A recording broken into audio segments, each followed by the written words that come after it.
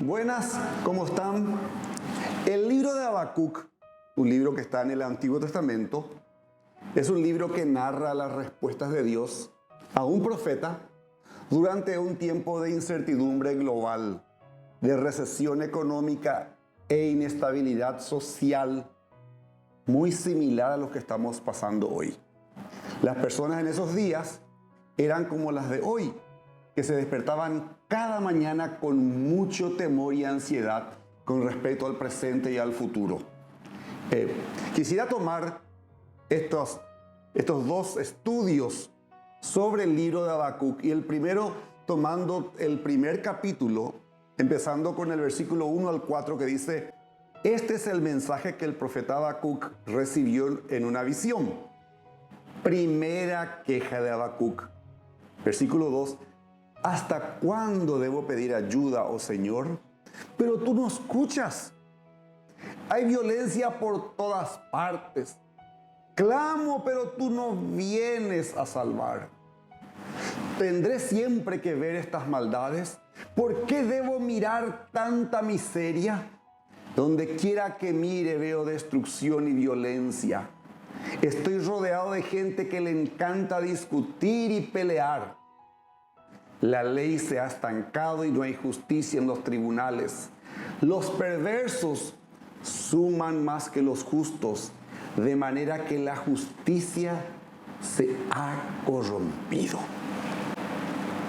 Creo que inclusive aquellas personas que no tienen títulos en economía, en medicina, etc., se están familiarizando con términos como inflación, incumplimiento de pagos, indicadores de riesgos, la ansiedad que aumenta porque los médicos avisan que la pandemia no cede en su impacto en la salud pública, que se viene la tercera olada.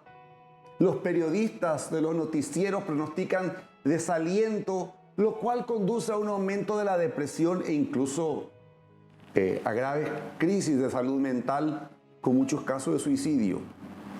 La misma iglesia no es inmune al vaivén generado por estos eventos. Mi oración es que al meditar en el libro de Habacuc, en esta jornada y la siguiente, pueda ser esta una fuente de inspiración y una guía para enfrentar las situaciones que están fuera de nuestro control.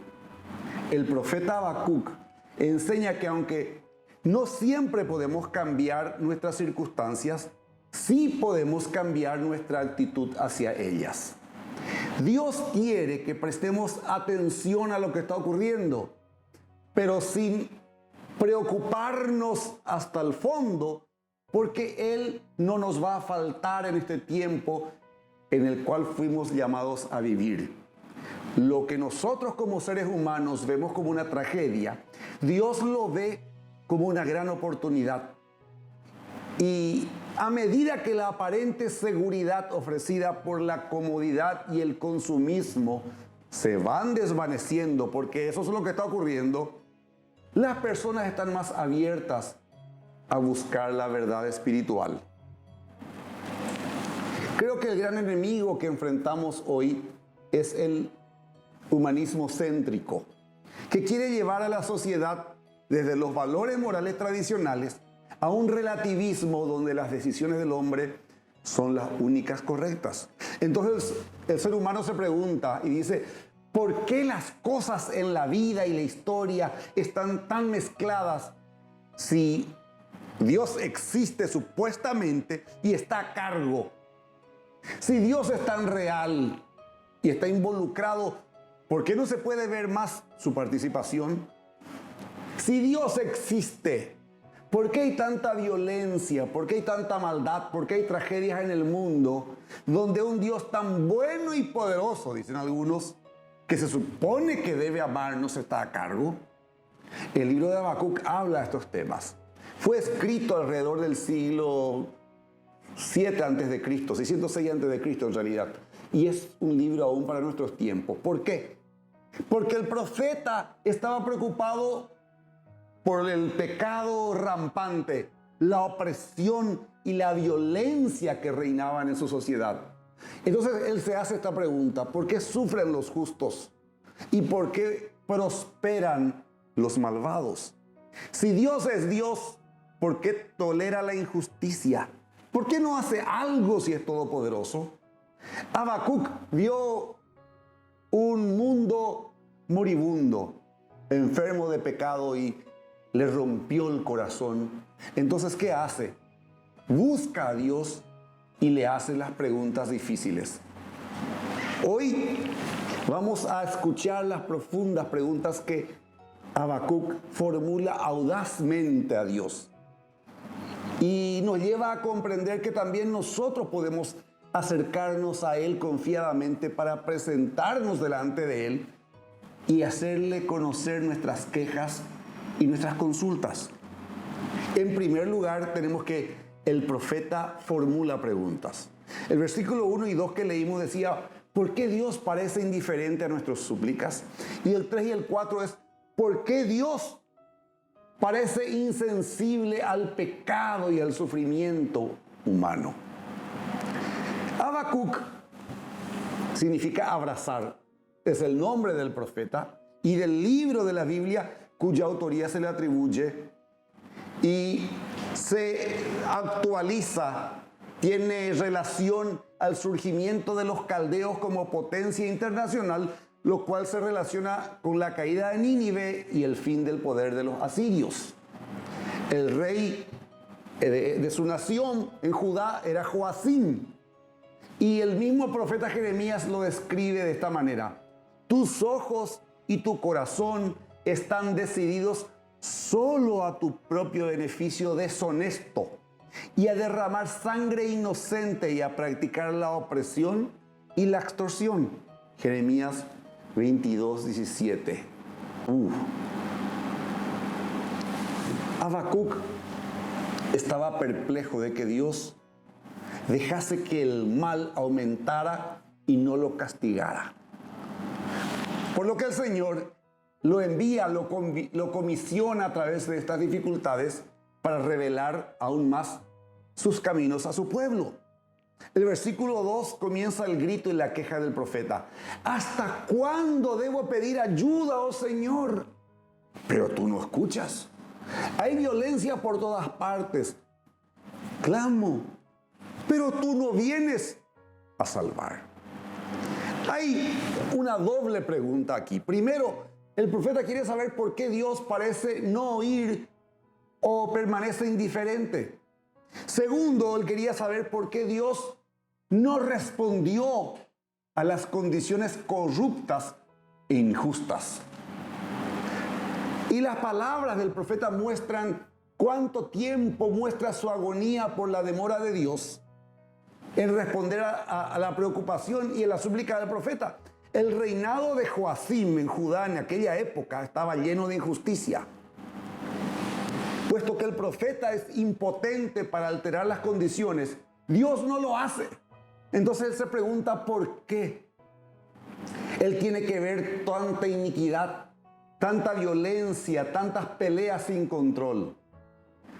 Lo que preocupa al profeta es que el Señor parece mirar estas condiciones desgarradoras con indiferencia.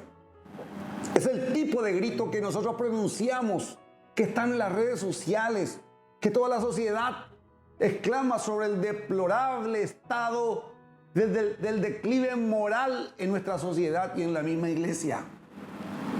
La violencia es una palabra clave esparcida a lo largo del libro, como manchas de tinta en las páginas arrugadas de la historia. ¿A qué se refiere como violencia?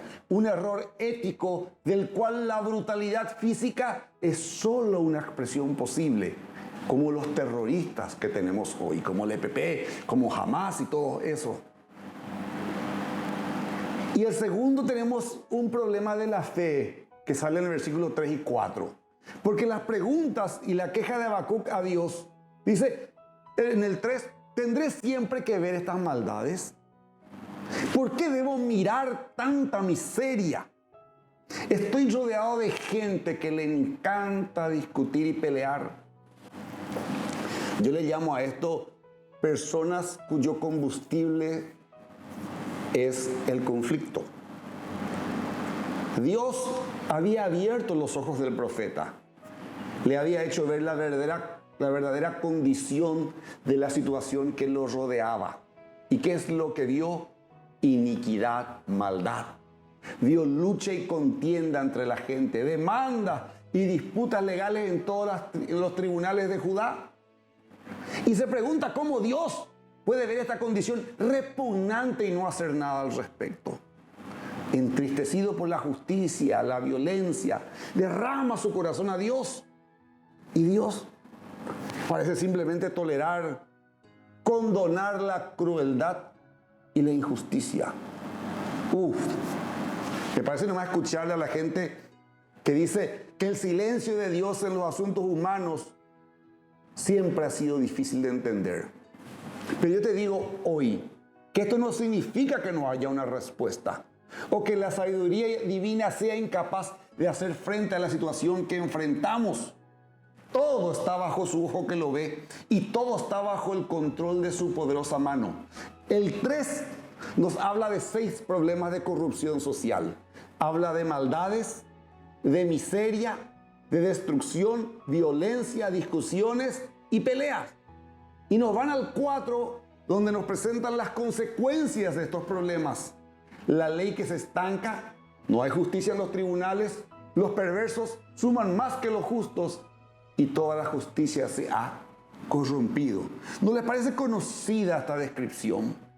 Cuando Dios no actúa, las mismas leyes sobre las que se construye la sociedad se vuelven ineficaces, paralizadas. Entonces la ley carece de fuerza y de autoridad para su cumplimiento. Debido a esto, los jueces injustos no respetan la ley, la ignoran, la tuercen. La ley queda en la nada. Y dado que las formas de juicio, justicia están corrompidas, la vida humana como la propiedad privada se vuelven inseguras. La justicia no puede prevalecer porque los malvados saben cómo cercar a los justos por todos los lados para no recibir lo justo que les corresponde. La trampa judicial está a la orden del día. Y dice el profeta, la ley se ha estancado, no hay justicia en los tribunales, los perversos suman más que los justos, de manera que la justicia se ha corrompido. Al no haber el pago, el castigo por el pecado en forma inmediata, se produce la impunidad. Y la impunidad lleva a la violencia, a la falta de paz. Finalmente tenemos la desintegración de una sociedad en facciones y conflictos, y la ruptura de intereses unificadores hace que en cada grupo busque su propio camino y rechace la autoridad de la ley y la enseñanza. Los malvados, así como hoy, parecen ser los vencedores indiscutibles porque la justicia no prevalece ni sale a luchar. Eso nos lleva a un tercer punto. Los problemas desconcertantes para el profeta con respecto a la soberanía de Dios. Porque del versículo 12 del capítulo 1 hasta el versículo 1 del capítulo 2, relata la respuesta de Habacuc a la revelación divina precedente con respecto a los planes de Dios. Ya en el versículo 6 dice, estoy levantando a los babilonios, un pueblo cruel y violento, que van a marchar por todo el mundo y conquistarán otras tierras. El 9 dice, vienen sin tregua decididos a la violencia. La asombrosa revelación de Dios dejó a Habacuc aún más perplejo y desconcertado. Él reconoció la justicia suprema de Dios y preguntó humildemente en adoración, ¿cómo es que los malvados pueden ser utilizados para castigar a aquellos buenos o por lo menos menos malvados que ellos mismos? Y le dice que esta aparente contradicción moral necesitaba una mayor aclaración de Dios. Veamos sus audaces preguntas que hace a Dios. Uno le dice en el 12, oh Señor mi Dios, Santo mío, tú que eres eterno, no puede ser que estés planeando acabar con nosotros. Oh Señor, nuestra roca, tú has enviado a los babilonios para corregirnos y castigarnos por nuestros muchos pecados. En primer lugar, expresa su fe en la justicia suprema de Dios. La confianza de Habacuc para dirigirse a Dios de esta forma es debido a la angustiante revelación que proviene de su relación personal con Dios. ¿Cómo me doy cuenta de eso? Porque Él lo llama mi Dios y mi santo, su roca que no cambia, sino que seguiría siendo su fundamento, su fortaleza y su estabilidad permanente. En segundo lugar, habla de una aparente injusticia, del 13 al 17. Pero tú eres puro y no soportas ver la maldad. ¿Serás indiferente ante la traición de ellos? ¿Guardarás silencio mientras los perversos se tragan a gente más justa que ellos? ¿Somos tan solo peces para ser capturados y matados?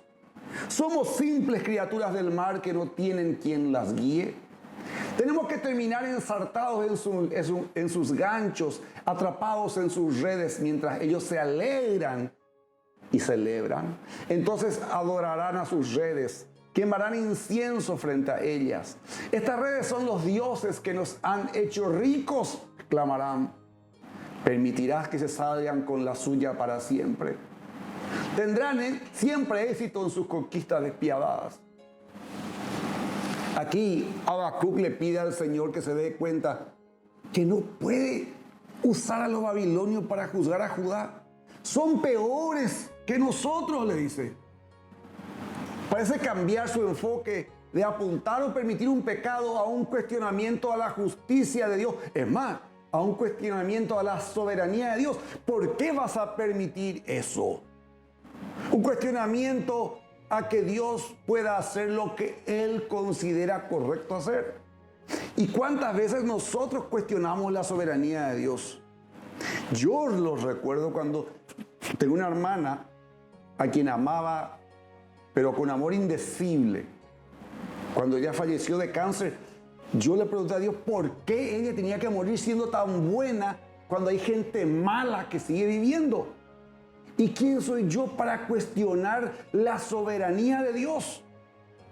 Eso me lleva a entender que el luchar con desafíos a nuestra creencia personal es una forma en la cual Dios hace crecer nuestra fe.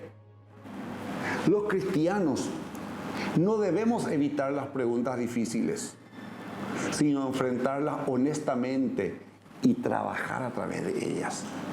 Yo tuve ese encuentro con Dios. Yo hablé con Dios, le hice llegar mi cuestionamiento, le hice llegar mi pregunta ¿por qué? Y tuve el privilegio del Dios a quien honro, de que pude entender de que Dios es un Dios soberano y que sus caminos son mucho más altos, sus pensamientos mucho más profundos que los que yo pueda tener, y que su fin es perfecto, no como los míos. Y eso produjo en mí el consuelo que yo necesitaba.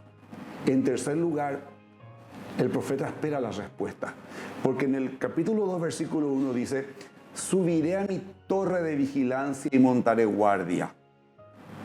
Allí esperaré hasta ver qué dice el Señor y cómo responderá a mi queja. Habacuc se estacionó en los muros, en las murallas, para ver qué es lo que Dios le diría. Ya le había presentado su queja, ya hizo lo que podía hacer. Ahora se puso en un lugar para obtener la respuesta. Él necesitaba una respuesta y estaba decidido a obtenerla. La respuesta puede ser en forma de reprimenda. Cuando Dios responde a los reclamos de Job, le reprime, le corrige, le reprende, la palabra correcta. O una corrección mediante la cual se restablece el derecho. Habacuc ya fue tan lejos como pudo en su razonamiento y lo que la audacia le permite. Ahora él necesita una palabra más del Señor si quiere continuar, y espera esa instrucción. Es un hombre sabio que lleva sus preguntas a Dios en busca de respuestas. Y es un hombre sabio porque deja esas preguntas allí y no continúa presionando, sino que espera las respuestas de Dios. Aterricemos al tiempo en que vivimos. Yo llamo que el tiempo del consumismo, el tiempo de la zona de confort, terminó en marzo del 2020. Entramos en un periodo de crisis por la pandemia y hoy estamos en una transición a un tiempo nuevo post pandemia. Pero yo miro las características de la época de la cual habla Habacuc, a la cual él se refiere, y veo que también hoy la injusticia sigue siendo desenfrenada. Decía alguien que en nuestra sociedad a los ricos se les perdona millones y a los pobres se les manda a la cárcel por el robo de una gallina. Me hace entender más o menos del libro de Víctor Hugo, Los Miserables. Pero eso no puede llevarme a que esa preocupación me haga dudar de Dios o de rebelarme contra Él. El mensaje que Dios le da a Habacuc hace que él reconozca los planes, propósitos a largo plazo de Dios. Y él se da cuenta, y también nosotros debemos darnos cuenta de que Dios está haciendo lo correcto, inclusive cuando no entendemos por qué Él obra como Él lo hace.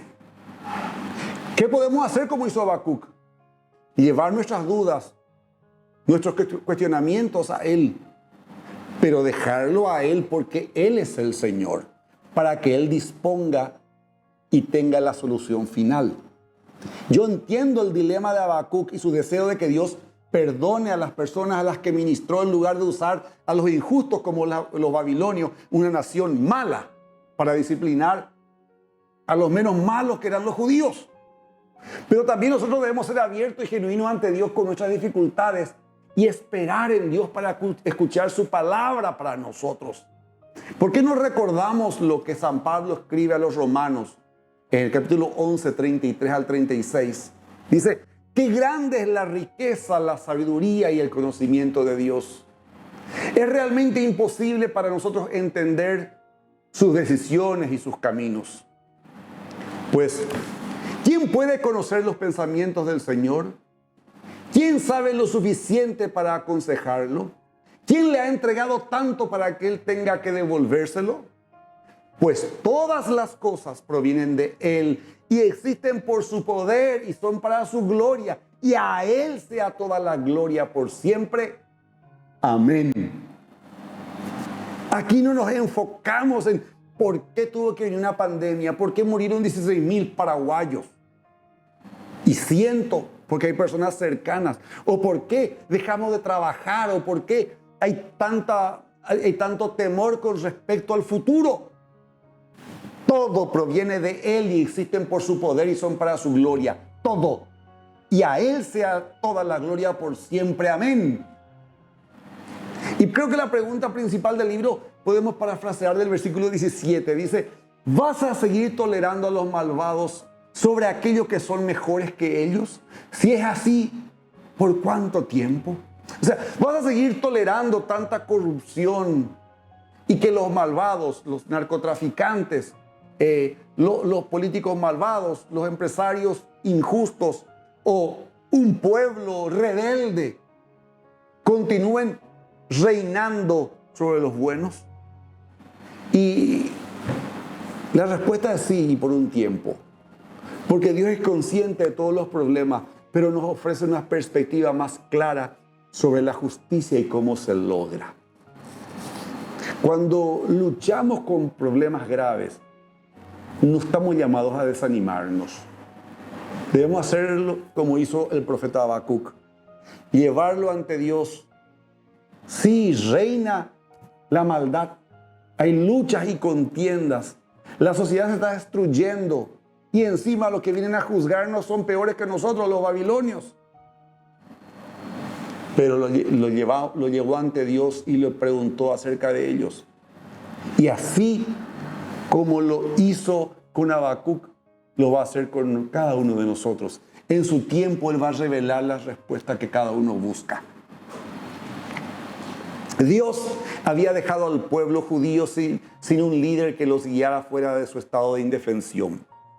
Judá nunca podría sobrevivir a un ataque de los salvajes babilonios, a menos que Dios les diera un líder para mostrar la salida. Dios reconoció la necesidad de su pueblo de un liderazgo adecuado. ¿Y qué hizo? Le envió a Jesús, el buen pastor, para guiarlos en el camino eterno y cuidar de ellos en el viaje. Lo lindo es que ese buen pastor que le envió para guiar al pueblo judío para la libertad de las cadenas de opresión, también nos fue enviado a nosotros. A los suyos vino, mas los suyos no le recibieron. Mas a todos los que le recibieron, les dio el derecho de ser hechos hijos de Dios. Nos dio el derecho de ser hijos de Dios. Y la carta a los hebreos dice, acerquémonos pues al trono de la gracia para hallar el socorro oportuno. La gracia para el socorro oportuno. Porque tenemos acceso a través de un sumo sacerdote que intercede por nosotros permanentemente. De decirle, Padre, en tu trono, no por mis méritos, sino por Jesús, el sumo sacerdote, el líder a quien tú enviaste para guiarnos en el camino eterno y de cuidar de nosotros en este viaje. En su nombre, que es sobre todo nombre, por sus méritos, yo vengo delante de ti para hablarte, para decirte, Señor, el mundo en que vivimos está cayendo. Cae todo. Lo que yo creía se desvanece. Todos los parámetros que manejábamos no son válidos. Todo está fuera de nuestro control. Pero todavía tú reinas en tu trono. Sigue siendo el Señor. Y yo confío en ti. Tú eres el Señor.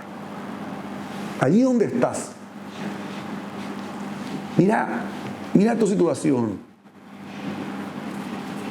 Mira. Mucha gente dice no hay trabajo, o ahora recién hay trabajo, pero ¿cuántas deudas hay? ¿O cuánta gente murió? Hay gente que perdieron 2, 3 miembros de su familia. ¿Cuánto dolor hay? Y parece que la maldad continúa interminablemente. Pero también sé que cuando el pecado abunda, la palabra dice que sobreabunda la gracia, el favor inmerecido de Dios. Y yo apelo a eso para que allí donde estés, conmigo puedas inclinar tu rostro y decir, Padre bueno, miro a mi alrededor y digo como el profeta Habacuc, la violencia impera sobre toda la tierra. Hay luchas, hay conflictos, hay injusticia, hay recesión económica, hay una pandemia que lleva a tanta gente, algunos a la enfermedad, a otros a la quiebra económica, a otros a la muerte física. Y en medio de eso, Señor, como Habacuc, yo apelo a mi Dios y a mi Señor. Voy ante el trono de la gracia, no por mis méritos, sino por la obra de Cristo en la cruz, para decirte, Padre, te presento la situación mía, de mi familia, de mi nación. Necesitamos que tú intervengas, que tu mano se extienda, que este pueblo duro de cerviz, este pueblo idólatra, este pueblo corrupto del cual somos parte, pueda experimentar tu perdón, tu visitación para volvernos nuestros malos caminos y acercarnos a ti, para conocerte a ti, el único Dios verdadero, y a tu Hijo Jesucristo, a quien tú has enviado. Para que entonces nuestros ojos sean abiertos y entender cuáles son tus propósitos y tus fines para cada uno de nosotros en medio de toda esta situación. Y poner nuestras miradas hacia ti, al único Dios verdadero. Entonces vamos a entender que aun cuando todo parece caer, tú sigues estando en tu trono y tú eres el mismo ayer, hoy y por todos los siglos. Las preguntas te las hacemos con reverencia, y temblor porque tú eres Dios. Tú eres el Señor. Pero así como eres Dios y Señor, eres nuestro Padre que nos ama y nos enviaste tu Espíritu Santo, Consolador, para guiarnos a toda verdad. Y en el nombre de Jesús, por sus méritos, por ser Él nuestro abogado, podemos acercarnos a ti para alcanzar todas las respuestas. En el nombre de Jesús. Amén. Amén y amén. Que Dios te bendiga en este trajinar en medio de todas las circunstancias que vivimos, sabiendo que nuestra fe está puesta en el Dios de los cielos y de la tierra. Que Dios te bendiga.